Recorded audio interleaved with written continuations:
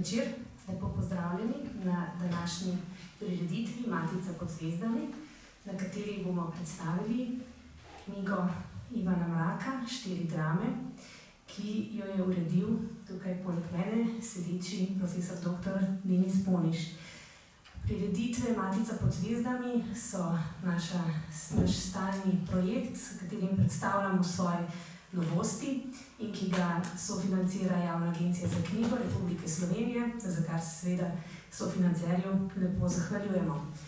Kot rečeno, bomo danes predstavljali novo knjigo Ivana Mraka, 4 drame. Ta knjiga je izšla v zbirki Vezana beseda in je že 35. po vrsti. Zbirka Vezana beseda je namreč že kar častitljive starosti. Prva knjiga v tej zbirki je bila Shakespearova tragedija Romeo in Julija, ki je v prevodu Otona Župančiča pri Slovenski matici izšla že leta 1940. Potem je sledilo mnogo klasičnih dramskih besedil, od Sofoklejevih tragedij Kralj Ojdip in Antigona, številnih Shakespearjevih dram, naprimer Vihar, Kakor vam drago, Richard I., III., Henrik IV., V., Milo za drago, Kralj Lear in še druge. Potem tudi številni teksti Goetheja, Alekseja Nikolajeviča Tolstoja, Ibsena, Beaumarchaisa in drugih.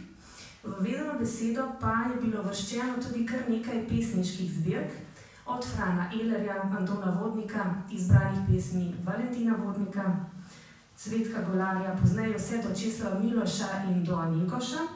Posebno omembo pa si zagotovo zasluži pesniška zbirka Groza, ki jo je Edvard Kocbek pri Slovenski matici izdal leta 1963 po več kot 10-letnem prisilnem pesniškem molku. No, po skoraj 20-letnem premoru danes Vezana beseda pri Slovenski matici znova redno izhaja kot zbirka, ki je namenjena dramskim besedilom. Leta 2022 so tako predhodno izšle 3 Molièrove drame, Šola za žene, Kritika šole za žene in pa Improvizacija v Versailles v prevodu Aleša Bergerja in v uredništvu Janeza Pipana. No, najnovejši pa je tale izbor dram Ivana Mraka, ki ga predstavljamo danes v uredništvu Denisa Poniža. No, preden začneva s pogovorom, samo še nekaj besed o uredniku.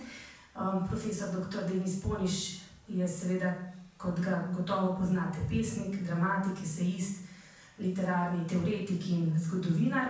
Študiral je na Filozofski fakulteti v Ljubljani na oddelku za primerjalno književnost in literarno teorijo. Po diplomi je opravil tudi interdisciplinarni magisterij z področja numeričnih estetik in potem leta 1980 za doktorsko dizertacijo z naslovom Pojav in pomen numeričnih in eksperimentalnih estetskih teorij v slovenski literaturni znanosti in s tem končal doktorski študij na Filozofski fakulteti Univerze v Novem Sadu. No, bil je zaposlen kot asistent stažist na oddelku za primerjalno književnost na Filozofski fakulteti, potem je delal kot raziskovalec na Inštitutu za sociologijo in filozofijo Univerze v Ljubljani, potem je bil zaposlen na Zavodu za družbeni razvoj Ljubljane, nekaj časa vmes se je preživljal kot svobodni književnik in honorarno predaval na Filozofski fakulteti, potem pa bil leta 1986 habilitiran za predmet Svetovna književnost in teorija slovenske književnosti na Pedagoški fakulteti Univerze v Mariboru. Leta 1988 pa je postal izredni in nato 1996 redni profesor za zgodovino evropske in slovenske dramatike na AGRFT v Ljubljani, kjer je potem deloval vse do upokojitve. Bil je član uredništva revije 2000, skupine 441, ki je bila jedro literarno-gledališke skupine Pupilja Ferkeverk, bil tudi tajnik eksperimentalnega gledališča Pekarna in uredil in komentiral je več literarnih antologij. Pri Slovenski matici pa je leta 2023 izdal zbirko esejev Videnja in vedenja, zdaj je pa za objavo pripravil izbor dram Ivana Mraka. In za to izdajo je napisal tudi celovito in obsežno spremno besedo o Ivanu Mraku in njegovi dramatiki. No pa, da zdaj začneva tale najin pogovor. V spremni besedi pišete, da se vas je Ivan Mrak dotaknil že zelo zgodaj, da ste se z njegovo dramatiko srečali že kot dijak. Pa me zanima, kakšen vtis je naredila na vas?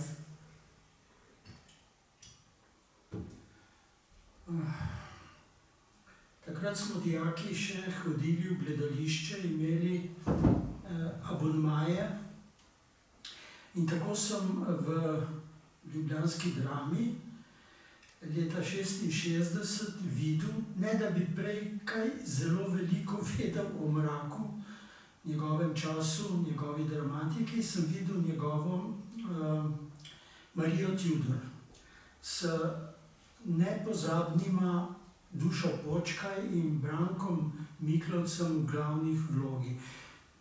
Bila je predstava po zaslugi Bojana Štiha, ki je bil takrat ravnatelj, no in ravno zaradi takih predstav, kot je bila Marija Tudor, recimo Sartrov Hudič in Ljubi Bog, je ubogi Štih zelo kmalu moral prepustiti mesto bolj človeško, predvsem pa politično ustreznemu kadru.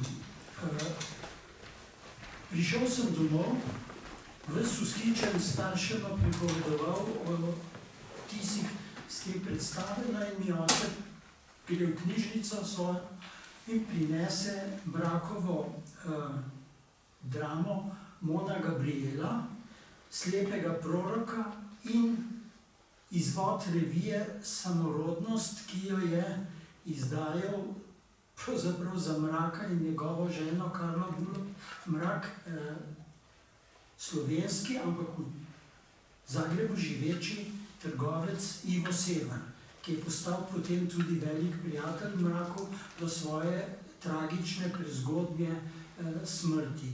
No in tako sem skozi ti dve drami, ki pa pravzaprav označujeta samo zgodnje obdobje Mrakovo, sem začel počasi prodirati v Mrakovo dramatiko, predvsem v tisto, kar je bilo takrat objavljeno. Objavljenega pa seveda v tem času, se pravi sredina 60-ih let, ni bilo prav veliko, ker se Mrakovo, kako bi rekel, ozvezdje nekako razsvetlilo prav s to predstavo in potem z nekaterimi študijami, ki jih je sicer že prej pisal, ampak zdaj je imel vendarle neko podlago, Taras Krmavner.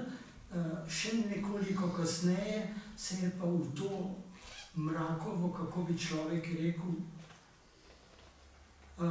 odpiranje svetu in slovenstvu in slovenski literaturi vključil še Peter Kovačič Peršin, Gonilna sila revije 2000, ene redkih slovenskih revij, ki je bila dejansko popolnoma samostojna, brez kakršnekoli, podobno kot Idrijske kaplje, brez kakršnekoli državne, republiške in kakršnekoli druge podpore. Tako sem počasi potem tudi prišel na nekaj obiskov k Mraku. Stanoval je takrat še na domačem naslovu, če smem tako reči, v gostilni, nad gostilno Mrak, gostilno, ki je njegov oče kupil in preuredil. In tako se je zgodba začela. Potem pa seveda sem pričel tudi bolj, kako bi rekel, teoretično, znanstveno, če hočete, o Mrakovi dramatiki pisati, kolikor se je seveda dalo in kolikor je v tistem času izhajala. Kljub velikemu uspehu Marije Tudor se je moral naslednji kratkotrajni ravnatelj drame, tudi pa Taras Krmavner, zelo potruditi, da je uspel na oder spraviti še Maraja, to se pravi eno od dram iz revolucijske tetralogije. No, ob tej premieri je seveda prišlo do za Mraka sicer nič posebnega, ampak za nas pa pravzaprav malo šokantnega škandala. Mrakovi prijatelji v narekovajih so spustili v dvorano nekaj mačk. Namreč Mrak je bil velik ljubitelj mačk in tudi to so mu med drugim zamerili, češ da goji doma preveč mačk in tako naprej in tako naprej. To je pravzaprav vsa zgodba, zelo preprosta ali pa tudi ne. Ja, v zadnjem času ste zelo intenzivno in temeljito pregledovali Mrakovo bogato zapuščino v Narodni in univerzitetni knjižnici. Se vam je takrat potem porodila ideja o novi izdaji Mrakovih dram? Naj tukaj omenim ta podatek, da se nekako izdaja poklanja Mraku 120-letnici njegovega rojstva in ob 40-letnici njegove smrti. In zakaj se vam je zdelo pomembno ponovno spregovoriti o tem samosvojem književnem ustvarjalcu? Jaz sem imel najprej idejo nekako znova aktualizirati Mraka in ker me je nekaj let prej portretiral eden od Mrakovih najbližjih, kako bi človek rekel, spremljevalcev, sodelavcev, prijateljev, nemara tudi ljubimcev, Krištof Zupet, mi je povedal, da sta s takrat že pokojnim Miranom Kavškom takrat večino zapuščine, literarne, plus vse osebne dokumente, korespondenco, fotografije in tako naprej, predala Narodni in univerzitetni knjižnici in takrat je rekel, da zelo upa, da so to uredili. No in ko sem jaz ravnatelja oddelka rokopisnega kontaktiral, je rekel, ja, večino imamo urejeno, ampak pazite, tega je ogromno.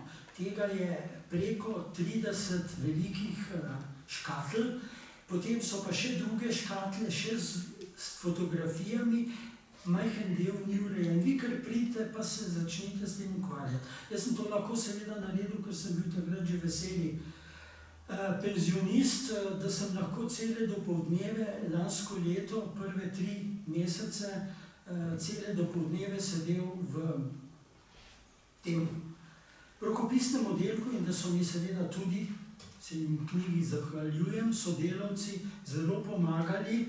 Jaz sem pa tudi njim pomagal, ker sem nekaj neznanih dopisov, ki so bili razvrščeni pod neznani dopisovalci, sem po rokopisu ugotovil, ker so bili nekateri tudi moji dopisovalci, za koga gre in so bili pravzaprav zelo hvaležni. Zdaj je ostalo samo še nekih 10-12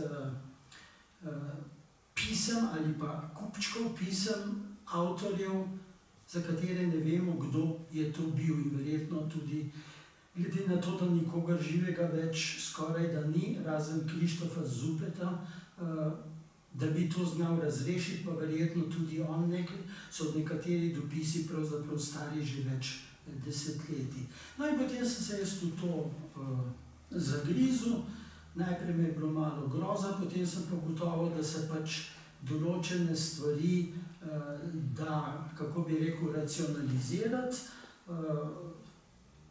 Rokopise sem primerjal, dram sem primerjal pač že z izdanimi in sem ugotovil, da je večina izdajateljev korektno povzela rokopise, ki so pa zelo težko berljivi. Na srečo jih je bilo kar nekaj že pretipkanih. Nekateri pa seveda tudi z napakami, nažalost. No, kolikor se je tega dalo popraviti, sem pač popravil in počasi je nastajala moja študija. Ob tej študiji sem se pa odločil za te 4 drame, lahko bi se za druge 4 ali pa za tretje 4 ali pa celo za četrte 4, ampak šlo mi je za to, to je bil moj nekako princip, pokazati vsa bistvena ustvarjalna obdobja od najstarejšega, prvega, najmlajšega Mraka do Mraka, ki je pravzaprav dosegal nek zenit svoje ustvarjalnosti, pa se je na nek način spet vrnil tako slogovno kot problemsko k svojemu začetku. Skratka, krog njegove dramatike je sklenjen, dram je preko 40, večina jih je objavljenih, vsaj književno, večina jih je tudi komentiranih, nihče pa doslej še ni poskušal tega loka narediti. Verjetno bi ga Taras Kermauner, ki se je s mrakom največ ukvarjal, najbolj intenzivno prijateljeval že od tako rekoč deških let, pa je pač ga vzela večnost, tako kot nas bo vse za njim in je vse pred njim. No, preden se bolj podrobno posvetiva vsebini knjige in drama, pa mogoče vseeno potrebno Mraka predstaviti kot osebnost, kakšno je bilo okolje, iz katerega je šel, mogoče čisto na kratko, potem se seveda večina njegovega življenja bo razkrila v nadaljnjem pogovoru. Jaz nikakor nisem želel iti na nivo nekih zgodbic in celo pikanterij o tem, ali je Mrak, to so nekateri njegovi, kako bi rekel, komentatorji počeli, ali je Mrak konzumiral svoj zakon z Karlo Bulovec, ali je njegova homoerotika bila tudi homoseksualna in tako naprej. Koliko mačke je imel, zakaj je sploh imel mačke, zakaj je pobiral po cesti in tako naprej. Te anekdote, ki jih je zelo vestno beležil pisatelj Vladimir Bartol v svojih dnevnikih, ki jih celo imenuje Mrakijade. Del tega je objavljenega, del tega je tudi Taras komentiral, del je pa še čaka na tisk, če bo kdo nekoč to hotel. Skratka, to me ni zanimalo, mene je zanimal ta resnični, pravi človeški Mrak, ki je celo življenje pravzaprav uporno, brezkompromisno, za ceno slave in vsega ostalega rinil po svoji poti in mislim, da je to tisto, pred čemer se bi morali vsi pokloniti Mraku. Saj del tega je bil narejen ob njegovi 100-letnici, ko je direktor takrat še Gledališkega muzeja skupaj z dramaturginjo in sodelavko Mojco Kreft pripravil simpozij, kjer se je marsikaj že razkrilo, ampak s tem, ko se je marsikaj razkrilo, je tudi veliko ostalo še skritega.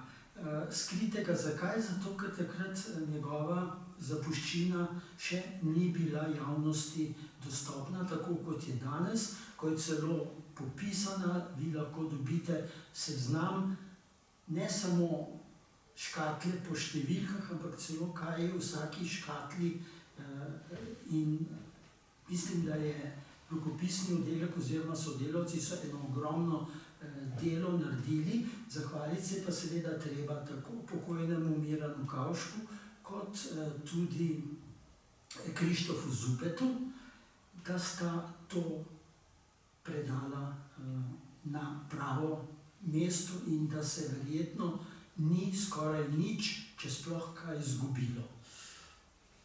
No, prej ste omenili, da ste želeli pokazati na dramatikov estetski in razvojni idejni lok. Mogoče bi zdaj tukaj povedali, katere 4 drame so dejansko zdaj vključene v ta izbor in ali je možno preko teh 4 dram na kratko predstaviti ta njegov Mrakov razvoj. Stvar je naslednja. Mrak je to je ena, kako bi rekel, kardinalnih točk iz njegovega življenja, mimo katere nihče ne more. Interpretacije so pa v precej širokem razponu, od razumevanja do skoraj da pobalinske privoščljivosti, kaj si se pa šel to mulc 19 let, namreč škandal ob obločnici, ki se rojeva, ko je, mislim, da prvič, verjetno ne zadnjič, na Slovenskem prišlo med publiko dobesedno ne v dvorani, ampak pred dvorano do pretepa med tistimi, ki so Mraka podpirali in tisti, ki so pač Mraka razglašali za, tako kot Miljutin Zarnik, kritik, za pač obsedenca, norca, človeka, ki ga je treba spraviti v polje in ki nima kaj iskati v slovenski kulturi. Tako da je prišla celo žandarmerija, orožniki in so morali te, kako bi človek rekel, diskutante, so jih morali razgnati. To je pa Mraku ustvarilo tako negativno propagando, če hočete, da je moral pobegniti in je kar nekaj let živel v Parizu, Münchnu, Zagrebu, kasneje tudi pri sestri v Beogradu. No in verjetno je prav izkušnja Pariza tista, ki je Mraka napeljala na to, da je po svoji obločnici, ki se rojeva, ki je čisti produkt njegove imaginacije, da je pa vendarle imel določene vplive zunanje. Tako je napisal Josephine Baker. Ne vem, če veste, Josephine Baker je realna oseba, kreolska temnopolta plesalka, ki je v Folies Bergère obnorela množice od novinarjev do pisateljev, vojakov, generalov in tako naprej. Nastopala je tudi za današnje, kako bi človek rekel, navade ali norme precej razgaljeno in to je bil seveda dodatna spodbuda. Vendar Mraku ni šlo za, kako bi rekel, za to seksualizacijo Josephine Baker, ampak pravzaprav za izpostavitev njene duhovne erotike. Mraka je res to bolj zanimalo, zato tudi njegova homoseksualna zgodba, kolikor jo je, zelo kratka. Mrak je sam kar naprej poudarjal, da pri njem več ne gre za homoseksualnost, ampak za homoerotiko. Zdaj, kaj si potem vsakdo od nas predstavlja, je druga stvar. Dejstvo pa je, da je ta Josephine Baker v slovensko literaturo pravzaprav prinesla nov tip ženske. Žensko, ki ni več cankarjansko, ki cankarjansko teče za vozom, ki se žrtvuje za otroke, za moža, ne vem kaj, ki je siva miš, ampak to je svetovljanska ženska, ki s celotnim svojim bitjem, z duhom, telesom in umom pravzaprav obvladuje moške in prav zaradi tega ne najde nikjer zadostitve, potešitve, rešitve.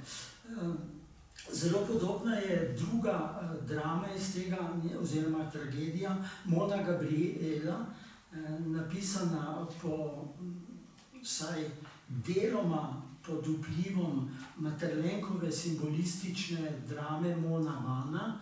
Gre spet za žensko iz velikomestnega okolja. To je zelo zanimivo. Nenadoma se v slovensko literaturo, ki se še zmeraj vozi na vozičku, ki ga je pripravil in pognal Ivan Cankar, nenadoma to veliko mesto, te ljudje, ki živijo na drug način, razmišljajo na drug način. No in verjetno je delno na to vplivala tudi njegova zveza, ki je trajala 30 let, poročena sta bila pa malo manj, z kiparko in slikarko oziroma risarko Karlo Bulovec, s katero ona je študirala v Pragi in s katero sta tudi potem šla v Prago. Njena usoda je tako rekoč paralelna usodi Mrakovi. Ves čas je imela velike načrte, jih deloma tudi uresničila, ampak zmeraj so se našli ljudje, ki so ji stopili na pot oziroma ki so jo poskušali spotakniti. Nimam časa, da bi pripovedoval zgodbo o znamenitem Slonškovem kipu, ki je bil naročen in tako naprej in ki je na koncu pravzaprav skoraj da ju finančno in še drugače spet pokopal. No in to je to prvo obdobje, v katerem sta oba prijateljevala z Richardom Jakopičem, ki je bil takrat alfa in omega slovenskega slikarstva oziroma likovne umetnosti, ki se je pa ob tem, da je bil prijatelj in na nek način celo zaščitnik Karle Bulovec, ki se je pa zelo čudno obnašal, no in tako je napisal Mrak tretjo dramo iz tega vzhodnjega cikla Slepi prorok, Slepi prerok, kjer je pokazal na to dvojno ambivalentno naravo Richarda Jakopiča. Na eni strani ga je tudi Mrak še zmeraj povzdigoval, a na drugi je pokazal pravzaprav na to njegovo človeško, kako bi rekel, majhnost, če hočete. Iz tega obdobja je šel Mrak v serijo iger, ki se ukvarjajo z velikimi slovenskimi in svetovnimi osebnostmi. Ni časa, da bi vsem tem povedal. Iz tega obdobja sem vzel verjetno najbolj za Mraka po eni strani tipično, po drugi pa netipično tragedijo, to je tragedija Ivan Grohar. Eden najboljših slovenskih impresionistov, ki so mu spet prijatelji v narekovajih podtaknili zelo neprijetno zgodbo, češ da je poneveril denar društva likovnikov, imel proces, bil zaprt, se na koncu vdal pijači, razvezal zvezo z žensko, ki mu je stala ob strani, in ta drama je pravzaprav najbolj napisana v realističnem duhu, oziroma v duhu nekega zelo natančnega prikazovanja slovenskih razmer. Potem zelo kmalu pride vzpon totalitarizmov, napovedujejo drugo svetovno vojno in Mrak to drugo svetovno vojno pravzaprav doživi skozi dva cikla. Eno je slovenska tetralogija, drugo je pa revolucijska tetralogija. V slovenski tetralogiji se spopade že leta 1941 z vsemi problemi, s katerimi se mi še danes spopadamo in nismo razrešili. Od kolaboracije do osvobodilnega boja, do komunistične revolucije, do izdaj, do, kako bi človek rekel, vseh lepih in nelepih stvari, s katerimi še zmeraj nismo, kot pravim, prišli do konca. Človek bi rekel, da bo vsaj z nekaterimi od teh iger, recimo Stalci, ki je zelo pravzaprav najbolj napisana v duhu, ki ga je tedanji čas zahteval in pričakoval, namreč neka kolektivna ekstaza, črno-belo slikanje, naši so dobri, vsi drugi so sovražniki in so zli in hudobni. Mrak je še zmeraj ostajal na robu. V istem času je pravzaprav pisal pa še tretji, to je pa trilogija Rasul Rimljanovine, v kateri meščanska tragedija ima podnaslov, v kateri je pa prikazal življenje od svojega očeta do pravzaprav lastnega življenja, kako je to meščanstvo pravzaprav iz najrazličnejših vzrokov, eni so seveda bolj resnični, drugi mogoče bolj literarni, zakaj je to meščanstvo propadlo in propadalo. Revolucija je pa seveda naredila coup de grâce, zadnji milostni udarec dala temu meščanstvu. No, Mrak se seveda ni dal in je poskušal naprej preoblikovati dopolniti obe te revoluciji oziroma podobiti, tako da je potem, ob tem je pisal pa še druge igre in začel je pisati še en velik cikel, to je biblični cikel z igrami o Judi Iškarjotu, velikem duhovnem Kajfi in Ponciju Pilatu. Na koncu se spet znova vrne pravzaprav k tematiki z začetka. Neka neslovenske teme, Krizipos, v oklepaju naslova je kralj Laj iz pač tega cikla Labdakidov, najbolj znana je seveda zgodba o Ojdipu. No in čisto na koncu se pa pravzaprav spet povrne v neko metafiziko z nedokončano igro oziroma tragedijo, monotragedijo, kot jo imenuje, o znamenitem pevcu Orfeju, ki gre v had po svojo ljubezen, pa se vse skupaj tragično konča. Ta zgodba o odhodu in prihodu iz Hada je seveda povezana z smrtjo Karle Bulovec leta 1955 oziroma z tem, kaj je Mrak doživljal v tem času, ko je bila na Golniku in je umirala z rakom na pljučih. Zato je ta igra nastopa tudi pod drugim naslovom, to je Rekviem za Karlo. In od tu naprej, ta Rekviem za Karlo je nekako tam v začetku 70-ih let napisan, kolikor je napisan.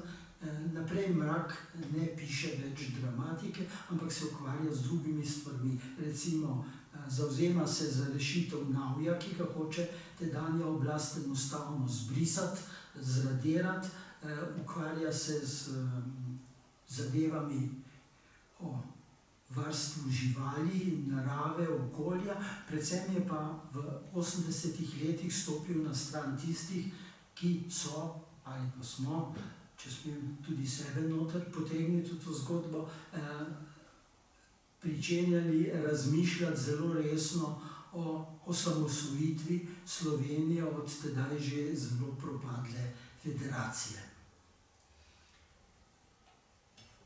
No, omenili ste to tretje obdobje revolucijsko, iz tega obdobja ste izbrali dramo Gorje zmagovalcev. Niste pa še omenili četrte drame, ki je tudi v tej knjigi, ki pa govori spet o osebnosti. Ja. Ves čas je rdeča nit Mrakove dramatike ob teh pomensko in vsebinsko in idejno zaključenih ciklih vprašanje umetnika. Ne samo slikarjev, ampak tudi in predvsem pesnikov. Nekatere drame so vključene v cikle, recimo v revolucijski cikel je vključena drama Andrej Chenier, nekatere so pa samostojne, recimo Beg iz pekla, o Rimbaudju in Verlainu, potem recimo, kaj bi še lahko omenili, veliko je tega, Čajkovski, tudi na glasbeno področje se je spustil oziroma probleme, ki so povezani z glasbeniki. No, zadnja v mojem izboru je pa igra, pravzaprav zelo podobna, zelo sanjska, zelo nesnovna, ki govori o umiranju Franceta Prešerna v zadnjih urah, ko se mu v deliriju predsmrtnem prikažeta tako njegov največji tragično preminuli prijatelj Matija Čop in nezakonski sin drugega njegovega velikega prijatelja Andreja Smoleta, Rudolf Smole, ki po Mrakovem celo pobegne iz vojske, dezertira, da bi lahko prišel strica, kot ga imenuje, na nek način pospremiti na poslednjo pot. Da končam. Vsaka od teh 4 dram je slogovno, vsebinsko in tako Mrakova, a hkrati je vsaka zelo posebna in s tem, mislim, če nič ne bi napisal, že zanikam teze tisti, ki pravijo, da je Mrak imel vse drame napisane po enem kopitu, da so bili vsi zapleti enaki, da so vsi razpleti enaki, daleč od tega. Ali ljudje niso brali, ali so pa nadaljevali pač to neprijetno, včasih celo zelo neprijetno zgodbo, v kateri je bil Mrak prikazan vse prej kot velik umetnik, kar pa mislim, da je, in tu sploh ni dileme. Ja, bomo o tem še nekaj več tudi v nadaljevanju rekla. Omenili ste pa ravnokar tudi slog Mrakov in razne kritike. Pogosto so mu očitali čuden, bohoten jezik, preobilico neologizmov, čudne strukture. In to delno potrjuje tudi vaša uredniška pojasnila, v opombah podčrtal, na nekaterih mestih ste se odločili za kakšno manjšo razlago. Pa me zanima, kakšne oznake kritikov so se ga držale, še poleg teh, ki ste jih že omenili, in kako bi vi označili Mrakov slog? Ja, veliki začetnik estetike, eden od začetnikov estetike, Nicolas Boileau, je rekel, da je človek stil, oziroma da je stil človek. Se pravi, vsak človek ima svoj stil in Mrakov stil je dejansko zelo poseben. Gre za to, da je skušal, ne vem, ali bo do tega prišla, bo še čas ali ne, da je skušal tudi na jezikovni ravni, na ravni semantike, uresničiti svojo idejo o renesansi klasične tragedije, ki jo je imenoval himnična tragedija. Himnična tragedija pomeni pravzaprav združitev himne in tragedije, dveh zvrsti, v katerih so bili Grki gospodje in prvi in tako naprej in so dali znamenja za vse kasnejše dobe. Ja, Mrakov jezik je poseben. Poseben je v stavčni sintaksi, ki ni čisto navadna in zato recimo pri Maraju upor igralcev, ki so jih pač, sam vem, ne bom šel v detalje, kako učijo igralce na Ljubljanski akademiji, kako je treba deklamirati. Mrakov slog tega ne dopušča. Drugo, kar je, zelo rad je uporabljal starinske besede, kalke, ampak ne zmeraj in ne brez posebnega pomena. Njegovi kalki, njegovi starinske besede zmeraj stojijo na pravem mestu. Res pa je, da je zelo rad tudi uporabljal neologizme, krajšo besede, ampak prosim lepo, vzemite, prej bil omenjen Oton Župančič, vzemite njegove prevode Shakespeara, pa če ne bo vam nekdo povedal, ne boste vedeli, kaj pomeni dojka, da je dojka dojilja. Ja, dojko je naredil, iz dojilje je naredil dojko zato, da mu je šlo v ta blank vers. In takih zadev imate pri Župančiču vsaj toliko kot pri Mraku. Pravzaprav motilo je ljudi verjetno nekaj drugega. Motilo je to Mrakovo neizprosno, če smem tako reči, samotarstvo, neizprosna samotna pot, s katerega ni nihče spravil za nobeno ceno, za nobeno nagrado. No, saj dobil je samo 2 nagradi v življenju, eno mu je dalo mesto Ljubljana, ampak tu vemo, da je bil tisti, ki je to iniciiral, Taras Kermauner. Drugo nagrado mu je dala pa Zveza židovskih občin Jugoslavije, mu je dala za biblični ciklus. In to je vse, kar je Mrak v svojem življenju dobil. Nobene druge nagrade, nobenega drugega priznanja, še celo nekatere prošnje za, kot bi danes rekli, podporne štipendije so mu zavrnili. Zelo zanimivo, da je tu igral zelo nenavadno vlogo, ampak to vlogo poznamo iz drugih zgodb. Josip Vidmar, ki je bil takrat predsednik Slovenske akademije znanosti in umetnosti, ki je Mraku, svojemu prijatelju, človeku, s katerim sta skupaj preživljala 25-26 dneve in tedne v Parizu, obraz mu je govoril, ja, boš dobil, papirji pa kažejo, da je naredil prav obratno. To je ista zgodba kot s Kozbekom, ko ga je najprej pohvalil, potem je pa prišel befel, da je treba Kozbeka povoziti in je bil Josip Vidmar prvi v vrsti za tiste, ki so prijeli za volan in peljali čez Kozbeka. Jaz mislim, da je jezik, da se da te stvari popolnoma normalno brati. So pa seveda take besede, ki so nenavadne ali pa jih je celo na nekaj mestih prevzel iz hrvaščine, sem pa te besede počrto pojasnil, da je stvar lažje berljiva. Ampak tega ni toliko, kot tudi ni veliko stvarnih pripomb, ampak na koncu sem ugotovil, ja, pri spovedi Lučnim bratom, Prešernu, nekatere stvari današnjim bralcem niso več jasne. Ne vejo, kdo je bil Šojhenštolj, ki je poročil njegovo veliko ljubezen Primicovo Julijo, kdo je Glažovnata princesa, ki naj bi postala žena Smoletova in tako naprej in tako naprej.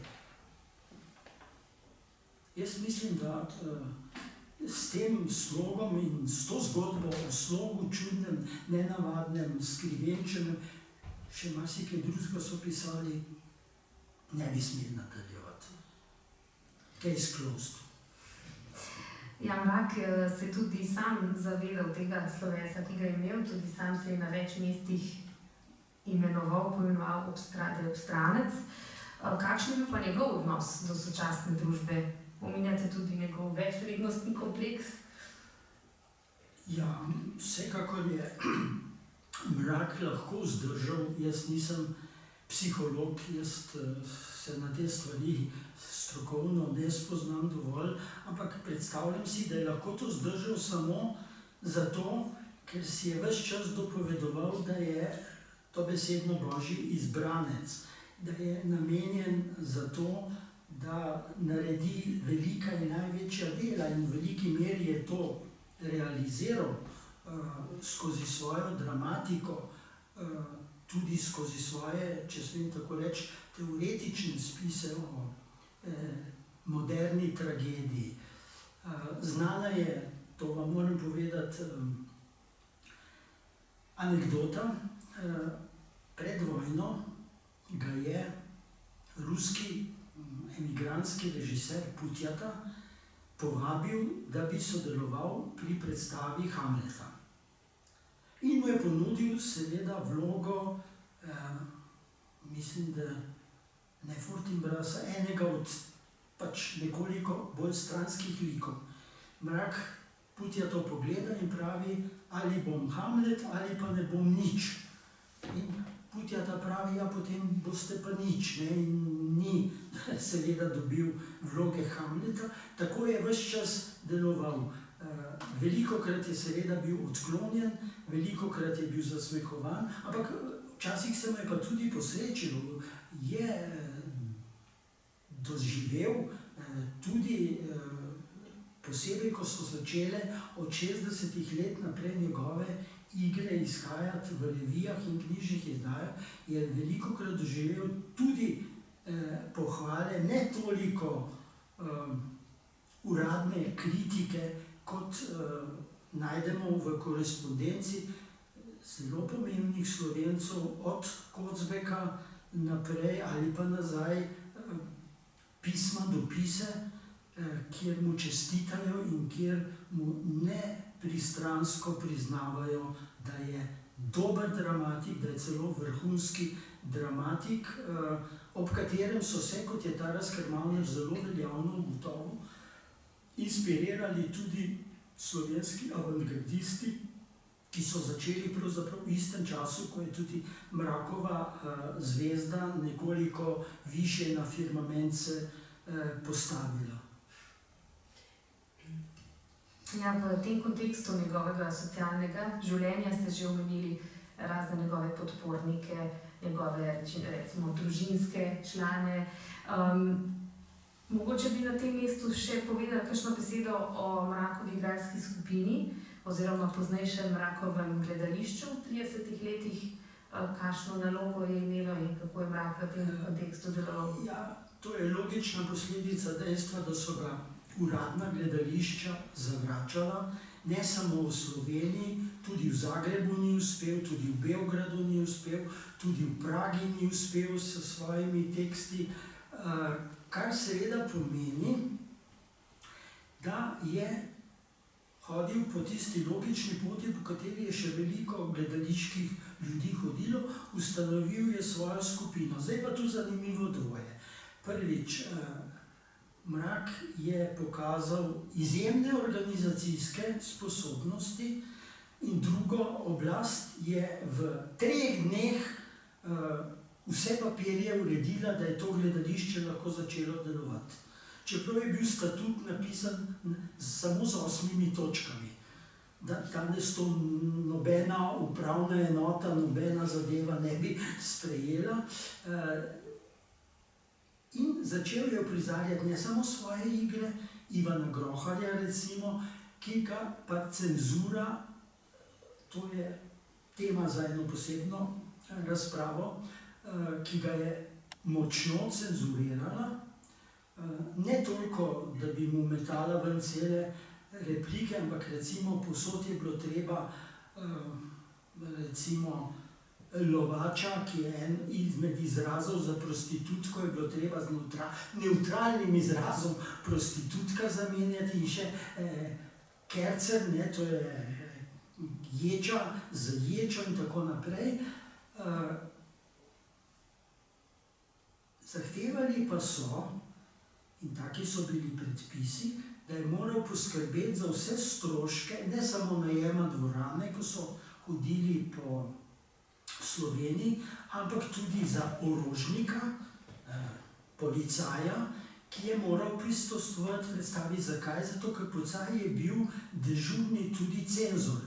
Vsak policaj, tudi v Narodnem gledališču, v drami, je imel pravico predstavo ustaviti, če bi mislil, da je kaj narobe. Se pravi, ali so bili policaji zelo inteligentni, ali je bilo pa to bolj ali manj mrtva črka na papirju, in drugo, moral je poskrbeti za dežurnega gasilca.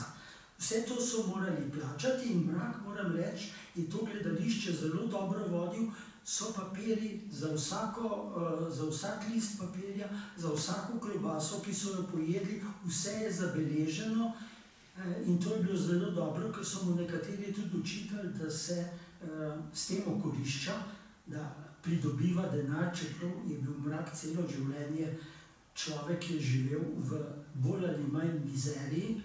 No, kar je pa še bolj zanimivo, je pa dejstvo, da je Mrak v tem svojem gledališču pravzaprav pričel vzgajati določene igralce, recimo Marjan Dolinar, tudi Branko Miklavc in tako naprej, ki so ga potem spremljali in podpirali, so se pravzaprav v tem Mrakovem skupini oziroma v Mrakovem gledališču formirali. Je pa zanimivo, ne, imamo dopis enemu od teh sodelujočih, za vse sem odgovoren jaz.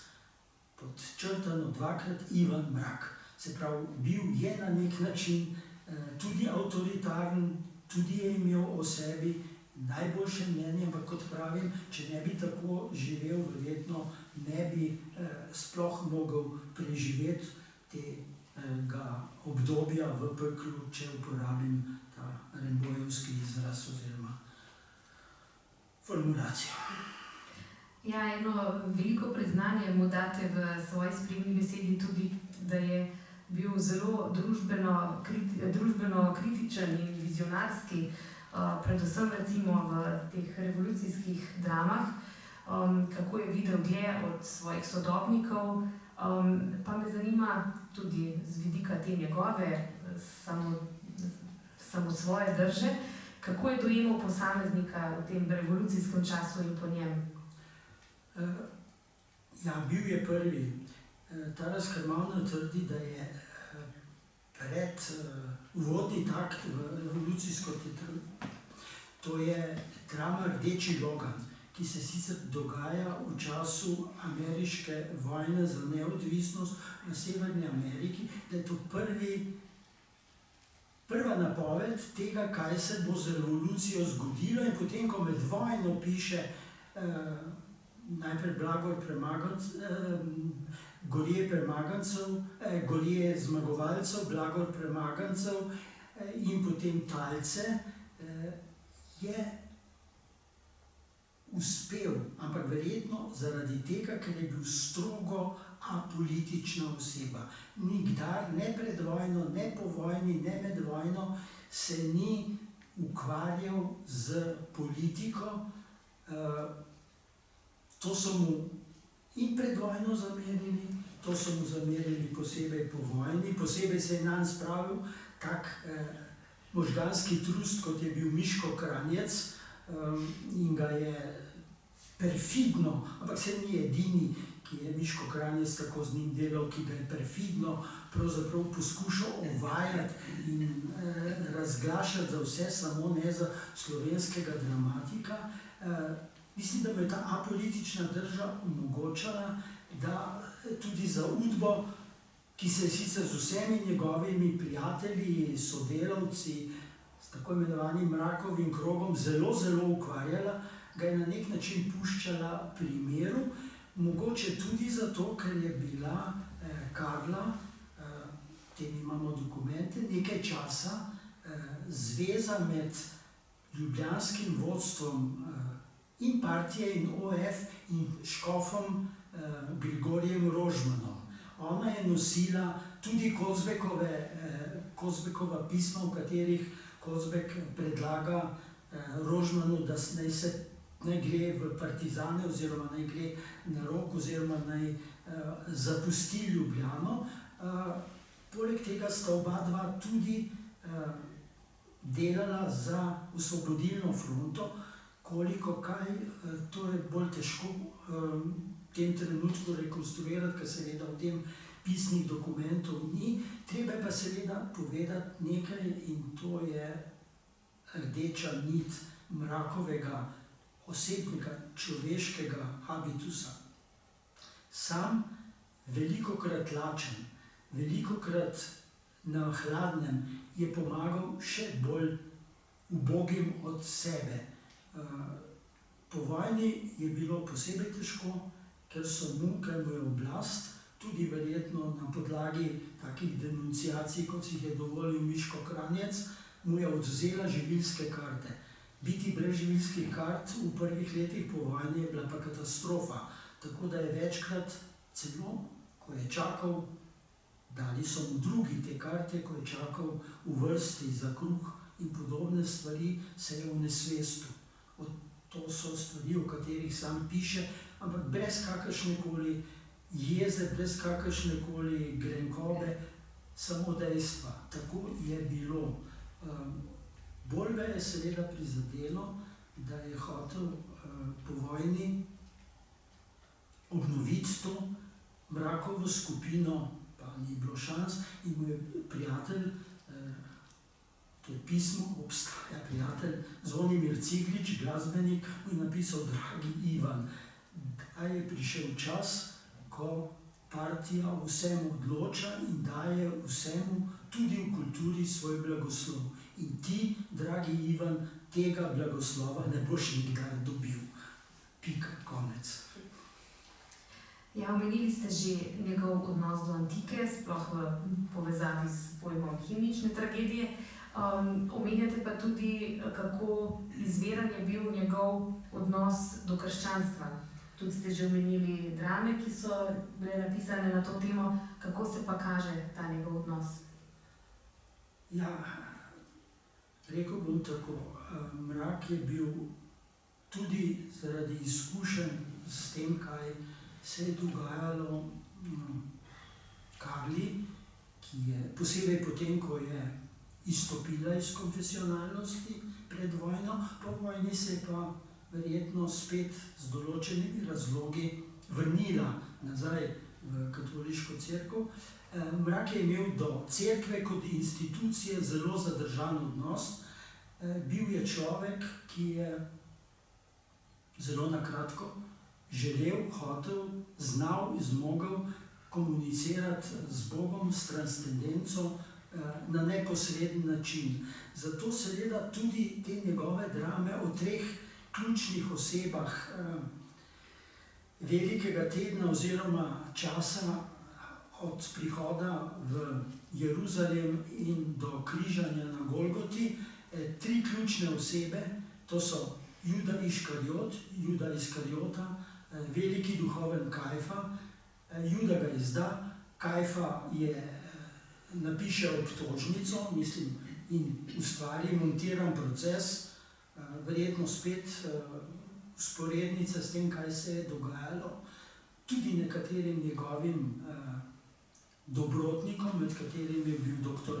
Črtomir Nagode, pa dr. Ljuba Prener, je seveda te tri osebe poskušal označiti kot tragične, ne kot zlobne, ne kot hudobne, kot tragične, in seveda tudi skozi to je imel zelo nekonvencionalen odnos do religije, še bolj pa, kot pravim, do institucije, do cerkve, pri tem, da pa ne smemo pozabiti, da je bil prvič eden Karlinih in njegovih podpornikov pred vojno škof Rožman, po vojni mu je pa Stanko Cankar v Novi poti dajal prostor, podobno kot Kozbeku, da je lahko, sicer pod psevdonimom ali celo brez podpisa, da je objavljal določene svoje drame in spise, tudi z biblično tematiko. Potem je bilo pa na koncu napisano, da je to povzeto po nekih starih verih. Tako so zabrisali sledi. Zanimivo pa je, da tudi oblast ni kaj posebej reagirala, ko ga je začela objavljati emigracija v Južni Ameriki, ko so ga začeli objavljati predvsem v reviji Meddobje. Pa seveda tudi tržaški disidenti, saj je tretja uradna predstava, oziroma potem je zdaj še četrta, pred par leti v ljubljanski Drami, ko so uprizorili trilogijo Rimljanovine. V Trstu so pa naredili zelo kvalitetno vse te tri drame iz procesa, in to je pravzaprav Mraka zelo navdušilo, da je potem napisal še Apostola Petra in poskušal še nekaj stvari napisati, pa mu je začelo že očitno zmanjkovati moči, mogoče idej in tako naprej. Ja, že prej ste omenili, da se je po vojni ta recepcija Mraka in Mrakovih del kar precej spremenila. Omenili ste Tarasa Kermaunerja, Kovačiča Pršina. Kdo je bil še zaslužen, da se je Mrak v slovenski literaturi vendarle potem delno uveljavil, in kako pa to, da kljub vsemu pa recimo ni še prišel v slovenski kanon? Vprašanje za milijon ali pa več dolarjev, evrov ali katerekoli konvertibilne valute. Ne vem. Poskusov umestiti v gledališča je kar nekaj sicer bilo. V Kranju so ga igrali, v Škofji Loki so ga igrali, Groharja, celo zelo dobra predstava. Nek mrak je padel na mraka, če se tako malo poetično izrazim, ki se ni in ni uspel dvigniti. Dejstvo seveda je, da takoj po vojni normalno ni bil primeren avtor. Čas kolektivizma, črno-belega slikanja, revolucionarnega navdušenja. V 60-ih letih je pa verjetno, kljub temu, da pravim, in tu se strinjam s Tarasom, postal nek vzor, tihi vzor generaciji avantgardistov. Mnogi so hodili k njemu, od Marka Švabiča do Vojka Gorjana in še bi lahko našteval, da je pa bil pravzaprav to čas, ki spet ni razumel Mrakove dramatike, ki je bil bolj čas lingvističnega eksperimenta, karnizma, ludizma in tako naprej, kot Taras te smeri imenuje. Mrakova seveda problemska dramatika, ki zahteva klasičen gledališki pristop, je bila spet pod vprašajem. Dejstvo pa seveda je tudi nezanemarljivo, da ne bom si nobenih uspehov in, kako bi rekel, prvih mest pripisoval, ampak ko so uprizorili v 4. letniku v začetku 90-ih let, potem ko se je našlo besedilo obločnice, ki se rojeva, ko je bilo objavljeno s Tarasovima dvema dolgima intervjujema, ki pojasnjujeta v znameniti danes že pokojni zbirki Znamenjem mariborske, tudi že pokojne založbe Obzorja, ko je to Diego de Breja pripravil v kleti moderne galerije, brez kakršnekoli scenografije, samo z lučnimi efekti, ko je pripravil obločnico, ki se rojeva, so vsi rekli, wow, kakšna je pa to dobra predstava. In jaz sem bil prepričan, dobra predstava, wow, vsi so bili iz sebe. Kaj se je zgodilo? Nič, dokler ni ta gospa Rajić to nekako uspela v drami, ampak uspela je pravzaprav, če sem malo kritičen, pa ne do nje, ampak verjetno tudi do umetniškega vodstva drame, uspela je spraviti na oder pravzaprav manj interesantno za ta čas dramo, oziroma 3 drame, oziroma 3 tragedije. To je razsulo Rimljanovine, ki bi verjetno dosti bolj učinkovalo, če bi bilo uprizorjeno v 50. ali pa 60. letih.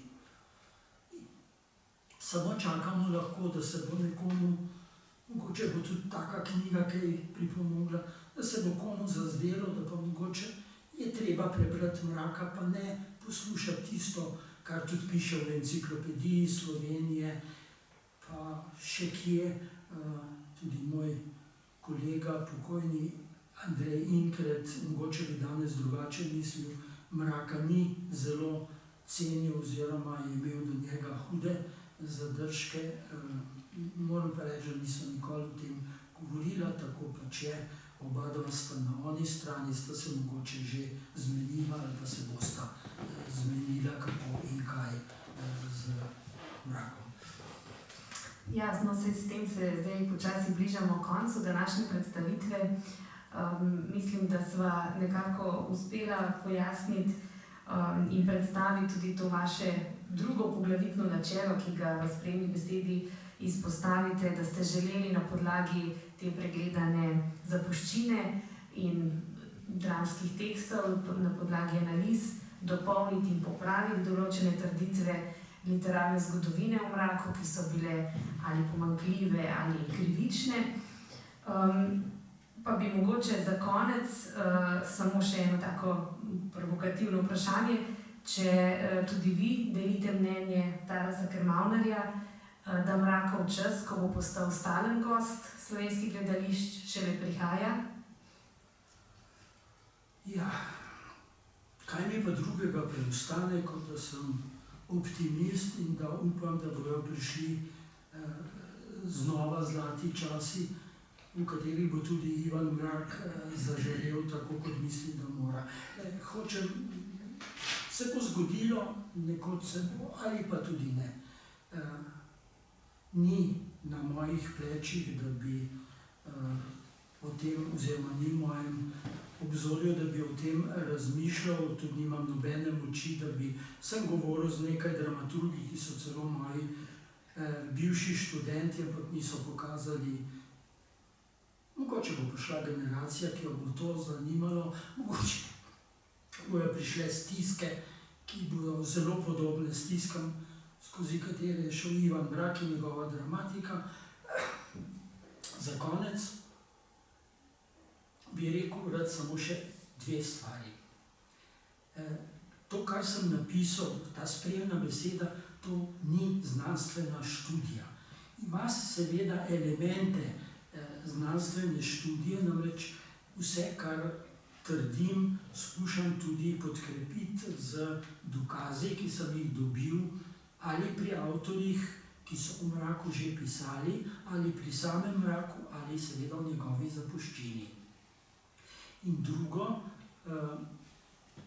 nujno je, da se bo našel nekdo, ki bo na podlagi vsega že objavljenega gradiva, dokončno urejene Mrakove zapuščine, uspel, hotel, želel, znal napisati Mrakovo biografijo, v kateri bo pa seveda moral upoštevati tri zelo pomembne Mrakove, kako bi rekel, najbližje. To je